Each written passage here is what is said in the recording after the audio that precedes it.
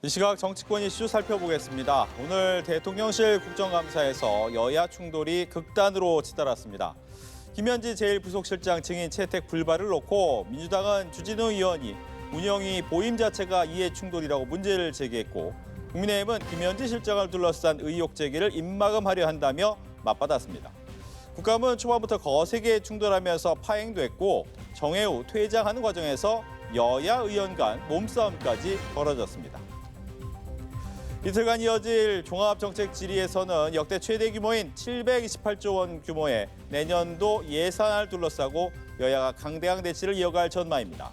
어제 진행된 예산 공청회에서도 민주당은 정부 예산안을 미래를 위한 설계도라고 평가했고, 국민의힘은 재정 살포 예산이라고 비판했습니다. 관련한 정치권 소식 짚어보겠습니다.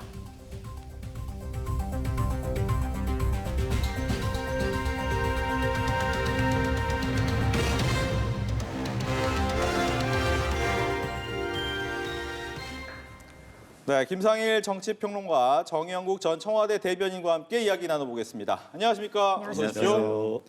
네, 오늘 국정감사에서의 몸싸움이 있었는데 송원석 원내대표, 이기현 의원의 이야기 직접 들어보고 대담 이어가겠습니다.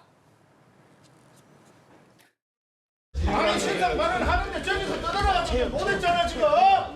아니 신상 발언이 그렇게 막말하는 게 신상 발언입니까? 이틀만이 뭡니까 대체? 왜 소리 질러? 말 함부로 하지 마세요. 왜 소리 질러? 뭐야? 누가.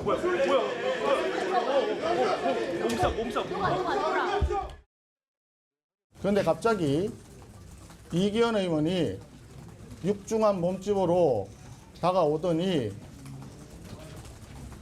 저는 회의장 문을 나가려고 하다가 돌아서 있는 상태인데 그대로 몸을 부딪히게 되었습니다.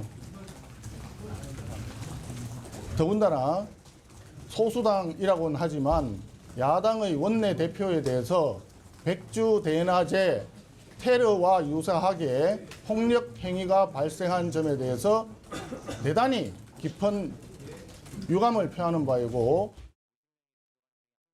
폭력을 먼저 행사한 것은, 몸을 던진 것은 송원석 대표입니다. 저는 국민의힘의 이러한 태도를 저는 규탄하지 않을 수 없습니다. 국감을 하자는 것인지, 대통령 비서실에 대한 엄중한 국감이 진행되고 있는 상태에서 몸을 던져놓고 그리고 부딪힌 건 피해자는 저희인데 저에게 폭력배라고 얘기하는 등 하면. 네, 송원석 원내대표와 이기현 의원, 이른바 배치기 충돌 이후 각각 기자회견을 열었죠. 양측 모두 상대방이 먼저 몸을 던졌다, 내가 피해자다라고 주장을 하는데, 어떻게 보셨는지, 국회 선진화법이 무색하긴 합니다만 민주당부터 어떻게 보셨습니까? 일단 몸을 누가 먼저 던졌냐 이걸로 따지면 송원석 대표가 먼저 던진 건 맞는 것 같아요. 영상을 제가 보니까. 근데 이제 그것이 실제로 의도를 강하게 가지고 던진 것이냐는 좀 약간 애매한 부분은 좀 있더라고요. 근데 분명한 거는 그것을 몸을 던진 것으로 오해할 만한, 충분히 오해할 만한 상황인 건 또 맞는 것 같아요. 이기현 의원이. 그러니까 이기현 의원은 송원석 의원이 본인에게 배치기를 생각했다고 하고 거기에 대응을 한 것인데, 꼭 그것을 또 대응을 했어야 할까라는 부분은 또 좀 아쉬운 부분이다라는 말씀을 드리고요. 자, 누구를 위해서 국감을 하는 것인지, 누구를 위해서 국회의원은 되고자 했던 것인지, 이 두 분 모두 좀 생각을 해보시고, 어쨌든 지금 양쪽 다 피해자라는 말은 안 맞고 양쪽 다 제가 볼 때는 가해자일 수 있다라고 저는 보거든요. 특히 국민께는 그럴 수 있다라고 보기 때문에 일단은 본인들께서 약간씩 피해 본 것보다는 본인들이 충분한 감정적인 행위를 했으니까 그 정도로 만족하시고, 국민을 봐서 양쪽에 다 유감 표명을 하시고 국감을 원활하게 진행하셨으면 좋겠다, 이런 말씀을 드리고 싶습니다. 네, 정영국 전 청와대 대변인 얘기 듣겠습니다. 네, 좋은 말씀입니다. 네. 쌍방과실인 것. 동영상을 정확히 봐야 되겠습니다만은 이기현 의원이 뒤에서 막 고래고래 소리를 지르니까 송원석 대표와 돌아서서 이제 항의를 하는 그런 과정이었던 것 같은데, 그렇다 하더라도 좀 뭐 앞을 막았으면 돌아서 갈 수도 있는 거잖아요. 돌아서 갈 수도 있는 부분인데 서로 이제 몸을 부딪히는 그런 장면들이 발생한 겁니다. 이거 뭐 진짜 이번 국감 최악의 국감입니다. 지금 추미애 최민희 의원만 머릿속에 남는데 이제 배치기까지 남게 생긴 그런 상황인데 두 분은 서로 화해를 하시고 서로 유감을 표명하시고 사과하시고 국감에 임하는 자세를 보여주시는 게 마땅하다고 봅니다. 네. 저희가 함께 본 영상에서 입틀막이 뭡니까 대체라는 말이 있었는데 이 말이 나온 배경에 대해서도 짚어보도록 하겠습니다. 여야가 시작부터 국민의힘 주진우 의원의 이해충돌 문제와 김현지 부속실장의 출석 등을 두고 강하게 충돌을 하면서 여야 간 고성으로 회의 진행이 불가능해져서 정회가 선언이 된 건데요. 현장 한번 함께 보시겠습니다. 오늘 국정감사 대상은 이재명 대통령실의 5개월도 있지만 국회가 철저하게 감사할 대상은 내란을 일으킨 윤석열 대통령실 3년입니다. 그런데 이 자리에 윤석열 대통령의 법률 비서관을 역임한 주진우 의원께서 이 자리에 있는 것은 이해충돌 소지가 매우 큽니다. 더 정확하게 말하자면 주진우 의원이 앉아 계실 곳은 피감기관 증인석입니다. 제가 김현지 부속실장 관련된 의혹을 집중적으로 제기하니까 민주당이 이렇게 조직적으로 입틀막하는 것에 대해서 저는 강력히 항의합니다. 제가 대통령실 그만둔 지 1년 10개월이 지났고 작년에도 이미 국감의 운영위원으로서 참여했습니다. 제 이해충돌 문제를 제기하는 것은 부끄러운지 아세요? 지금. 네, 그러니까 최현일 의원의 주장은 윤석열 정부에서 법률 비서관을 지낸 국민의힘 주진우 의원이 국정감사에 참여를 하는 게 이해충돌 아니냐라고 하는 거고 주진우 의원은 김현지 부속실장 문제를 제기를 하니까 입틀막하는 거 아니냐 이렇게 반박을 하는 건데 어떻게 보셨습니까? 모든 논리 전개에는요 같은 잣대를 적용해야 하는 겁니다. 주진우 의원께서 법사위에서 뭐라고 하셨죠? 이재명 당대표, 예전에 당대표 후보의 변호인들이 들어와서 법사위 국감을 진행하는 것은 이해충돌이라고 말씀을 하셨어요. 그러면은 같은 논리를 그대로 되면 주진우 의원이 지금 올해 국감을 하면 사실상 윤석열 정부 지난해 거를 가지고 이슈를 다루는 게 거의 대부분이잖아요. 그러면 같은 잣대로 보면 이해충돌이라고 주장할 수는 있는 겁니다. 그러면 양쪽 당 모두 같은 잣대로 봐야죠. 만약에 주진우 의원이 법사위에서 민주당 의원들에게 이거 이해충돌이라고 이야기하실 때 제가 방송에 나와서 그 말씀이 저는 뭐 동의가 됩니다. 저는 비록 민주당이지만 그렇게 말씀을 드렸어요. 예. 그럼 전 그렇게 말한 상황에서 같은 잣대로 보면 지금 최현희 의원이 이해충돌 부분이 있습니다라고 말하는 부분이 저는 또 동의가 된다라고 저는 말씀을 드릴 수밖에 없어서 국민들 입장에서 보면 이해관계가 있어서 방어 위주로 국감을 할 수밖에 없는 분들은 그 시간 동안 발언이 제한되거나 아니면 아예 국감을 참여하지 않는 방식, 물론 정도의 차이가 있고 방식의 차이는 있을 수밖에 없을 겁니다. 그것도 뭐 일률적으로 행태가 다르고 상황이 다른데 일률적으로 할 수는 없지만 그거에 맞춰가지고 같은 잣대를 적용해야 된다는 말씀은 드릴 수 있겠습니다. 네, 주진우 의원의 국감 참여가 이해충돌 소지가 있다. 근데 좀 그것은 좀 과한 게 이제 이번 국감은 올해 국감이 아니겠습니까? 근데 주진우 의원 1년 6개월 전에 비서관을 했단 말이죠. 그래서 올해 국감 대상은 되지 않는 거예요.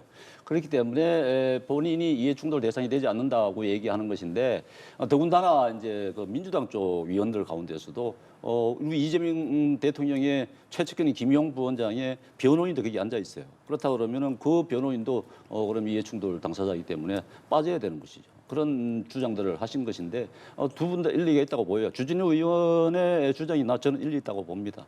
또는 민주당이 주진우 의원을 좀 부담스럽게 생각하는 거 아닌가 그런 생각까지 들게 되는데 어쨌든 오늘 국감 보면은 오전에 아마 민주당이 처음에 정인 채택할 때 김현지 실장 오전에만 나온다고 했잖아요. 그렇다 그러면은 아마도 오전에 앉아서 가만 앉아 있다가 돌아가는 그런 상황이 벌어졌을 것이라고 생각이 됩니다. 근데 시청자들의 정확한 판단을 위해서 주진우 의원님께서 하신 말씀의 한 부분은 짚어야 돼요. 예.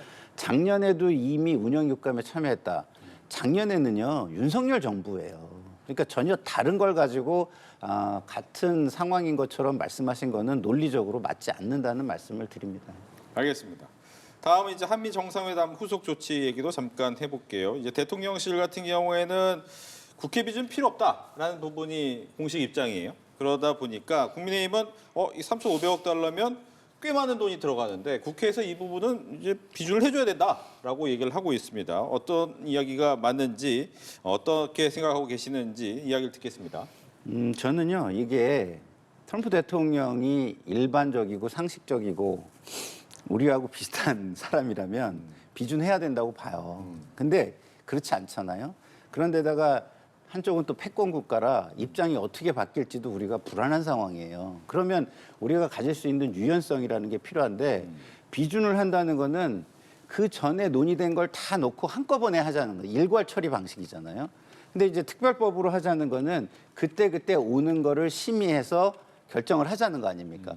결국은 국회에서 다 논의하게 돼 있어요. 돈이 들어가는 거. 왜냐하면 사업비로 집행이 되기 때문에 이게 그러니까 다 알고 한꺼번에 일괄 결제를 할 것이냐, 그때 결제를 할 것이냐 이 차이뿐이 저는 없다고 보는데 그렇다고 본다면 지금 상황에서는 어떤 지금 협상을 위해서 전략적인 어떤 유연성을 정부에게 주는 것이 더 맞지 않느냐 쪽에 저는 손을 들어드릴 수밖에 없는 거 아닌가 싶습니다. 네, 전략적인 유연성을 위해서는 동의보다는 특별법이 낫다. 뭐 지금 말씀하신 대로 끈끈이 특별법을 만들어서 통과를 시킨다면은 그럴 수는 있겠습니다만은 아직까지 그게 정해지지 않았죠. 그런데 이제 대통령실에서 얘기하는 건 MOU를 얘기하지 않습니까? 네. MOU로 얘기하고 조약이라고 얘기하지 않습니다. 그렇기 때문에 MOU라는 것은 법적 구속력이 없는 거예요. 그렇다면은 대통령실에서 정상회담 하고 난 다음에 MOU 많이 만듭니다. 많이 체결해요. 그런데 그 MOU 제대로 이행되는 거 그렇게 많지 않습니다. 그렇다 그러면 지금 이 관세 협상이 그러면은 체결해놓고 그러면은 이행을 안 해도 되는 것일까요? 그렇지 않거든요. 이거는 이행을 할 수밖에 없는 상황이잖아요. 뭐 조약이라든가 각서라든가 이런 것들이 각서라든가 협약이라는 거 다 조약이 들어가는 거예요. 그러니까 국민이 재정적으로 큰 부담을 가질 수 있는 조약들은 비준을 받아라 이렇게 돼 있단 말이에요, 헌법에. 그렇기 때문에 이건 제가 보기에는 국민 1인당 천만 원에 가까운 그런 부담입니다. 그렇다 그러면은 국회에서 비준을 받는 것이 저는 맞다고 봐요. 그게 이제 비준의 의미가 특별법은 민주당이 수적 우위가 있으니까 언제든지 통과를 시킬 수는 있겠습니다만은 비준의 의미는 야당하고도 협의를 해서 국민적인 동의를 받아라 이런 의미를 담고 있기 때문에 국회에서 전 과정을 내용을 상세하게 보고를 하고 야당과 협의를 해서 통과시키는 그런 방향이 바람직하다고 봅니다. 네. 제가 좀 짚으면 비준 동의나 특별법 내지는 예산 동의 전부 다 절차는 같습니다. 과반 참석에 과반 의결 이렇게 하는 거예요. 그렇기 때문에 이것이 그 형식이 다르다 이거는 전혀 없습니다. 이제 내용 면에서 비준은요 한꺼번에 모든 걸 다 알고 한꺼번에 법으로 만들어 줄게라는 거예요. 근데 이게 조약으로 체결하면 어떻게 됩니까? 국제법 성격을 갖기 때문에 국내법이 아니라 이것을 바꾸거나 이럴 수가 없어요. 우리는 쭉 가야 돼요. 근데 미국은 강대국이기 때문에 입장을 언제든지 바꿀 수 있는 상황이죠. 더더군다나 트럼프 정부가 계속 간다라는 보장도 없잖아요. 그러면 트럼프 정부 내에서 내지는 트럼프 정부가 바뀐다고 하면 그때는 조약으로 가져가는 게 그렇게 유연성 면에서 볼 때 합리적이거나 논리적이지 않을 수 있는 겁니다. 그리고 지금 말씀하실 때 특별법을 그때 한다고 그랬는데 그렇게 할 필요가 없어요. 법이라는 건 일반적인 토대를 만들어 놓고 거기에 오는 사업 하나하나들에 대해서 국회가 심의하고 의결을 해주면 되는 것이기 때문에 제가 볼 때는 물론 지금 우리 대변인님 말씀해 주신 것처럼 야당을 논의의 틀에 끌어들여서 함께 하자는 부분은 저는 좀 받아줬으면 좋겠어요. 저희 그 여당 쪽에서. 근데 그 대신에 야당이 그것을 그러면 책임 있는 사람 일부로 해가지고 비공개를 전제로 한 테이블을 만들어서 논의를 하는 것을 제안하는 것이 좋지 않을까라는 말씀을 드립니다. 어떤 형식이든지 좋은데 민주당과 대통령실의 의도는 그냥 시급한 상황이니까 빨리 처리를 했으면 좋겠다. 그냥 민주당에서 법 만들듯이 그렇게 민주당 독단으로 처리하려고 하는 의도가 충분히 보인다. 그렇게 돼서는 국민들 동의를 얻기 어렵다. 그렇기 때문에 국민적 합의를 충족시키는 방향 쪽으로 하는 것이 좋겠다. 그런 의미입니다. 예, 알겠습니다. 자, 국회 예결위는 이재명 정부 첫 예산안에 대한 대정부 질의를 했는데 국민의힘의 지적은 크게 두 가지인 것 같습니다. 먼저 선심성 예산이다. 그리고 대통령실 특활비 작년에는 삭감했는데 왜 이번에는 슬그머니 복원을 했냐?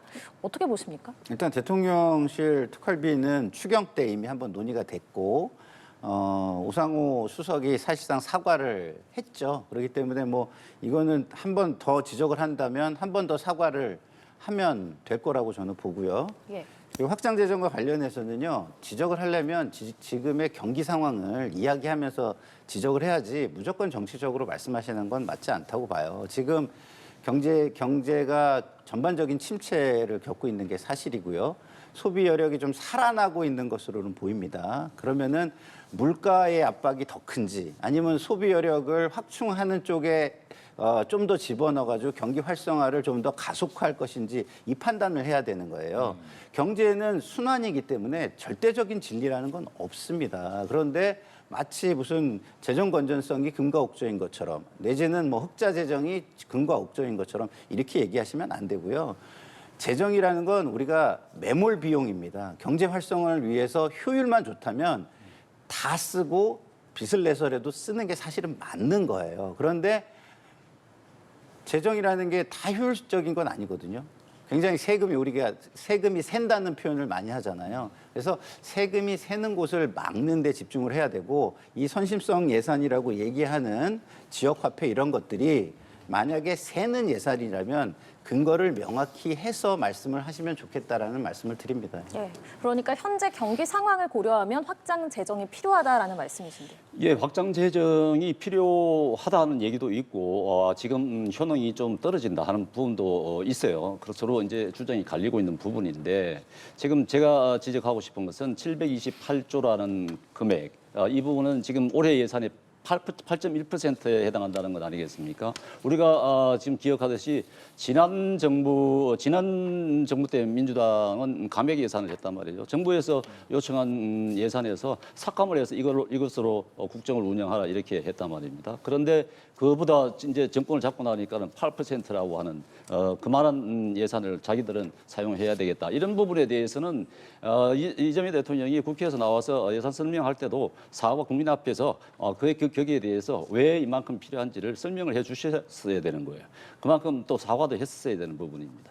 그런 부분 없이 그냥 우리는 이만큼 필요하다 이렇게 얘기하시는 것인데 그렇게 된다 그러면은 우리가 110조 원에 달하는 국채를 발행을 해야 되는 거잖아요. 이게 국채 발행한다 그러면 연이자가 매년 32조씩 나가는 겁니다. 그렇기 때문에 국민 부담으로 올 수밖에 없는 것입니다. 그렇기 때문에 이런 부분에 대해서 이제 정부에서 뚜렷하게 국민들에게 설명을 해 주셔야 되는 것이고 제가 이번 예산에서 가장 아쉬운 것은 어제 이재명 대통령이 얘기했듯이 오늘 하루가 늦으면은 한 세대가 늦어진다고 말씀하셨잖아요. AI 투자에 대해서. AI 투자 예산이 10조 그렇게 말씀하시면서 AI 예산이 10조밖에 안 됐다는 것은 굉장히 아쉬운 부분이에요. 그게 10조라는 것이 이제 국민의힘에서도 지적을 합니다만은 지난 소비 쿠폰이 14조였습니다. 이번에 지금 예산에서 지금 지역 화폐가 24조에 달한다는 것 아니겠습니까? 그렇다고 그러면은 그런 선심성 예산, 그러니까 좀 현금성 예산 이런 부분은 그 예산들을 가지고 AI 산업에 집중적으로 투자하는 부분이 낫지 않았나 하는 생각이에요. 그렇기 때문에 이번에 심의 과정에서도 AI 산업을 위해서 전력망 확충을 한다든가 원자력을 더 재개를 한다든가 이런 부분에 예산을 더 집중할 수 있게끔 AI 신산업에 더 예산을 사용할 수 있게끔 심의를 하면서 좀 조정을 해줬으면 좋겠다는 생각을 하고 있습니다. 네. 국민의힘 장동혁 의원이 이제 앞서 저희가 화면도 한번 보여드렸는데 이 취임 후 처음으로 이제 광주를 찾았습니다. 하지만 이제 5.18 민주묘지 참배는 무산이 됐습니다. 이 상황을 어떻게 보는지 먼저 이 부분은 국민의힘 이야기부터 듣겠습니다. 장동혁 대표 큰 결심을 저는 했다고 봅니다. 장동혁 대표 지난 대표 경선 과정에서 상당히 본인에게 세워진 이미지가 있잖아요. 그렇기 때문에 이제 뭐 경선 과정에서 선거 전략으로 하신 말씀하고 지금 이제 당 대표가 된 이후에는 많이 달라져야 되는 것이겠죠. 그다음에 그때 선거 과정에서 약속한 부분 윤석열 전 대통령 면회 부분에 대해서는 이미 이행을 한 것이기 때문에 좀 자유로워진 부분이 있습니다. 그렇기 때문에 앞으로 이제 지금 집중해야 될 부분은 내년 지방선거인데 이제 중도 확장을 없이는 내년 지방선거 기획할 수 없는 것 아니겠습니까? 그렇기 때문에 장 대표 입장에서도 이제는 중도 확장을 위해서 노력을 해야 되겠다 하는 그런 결심을 이제 보이면서 이제 광주 호남 지역으로 지금 달려간 것인데 좋은 모습으로 보여줬으면 좋겠어요. 알겠습니다.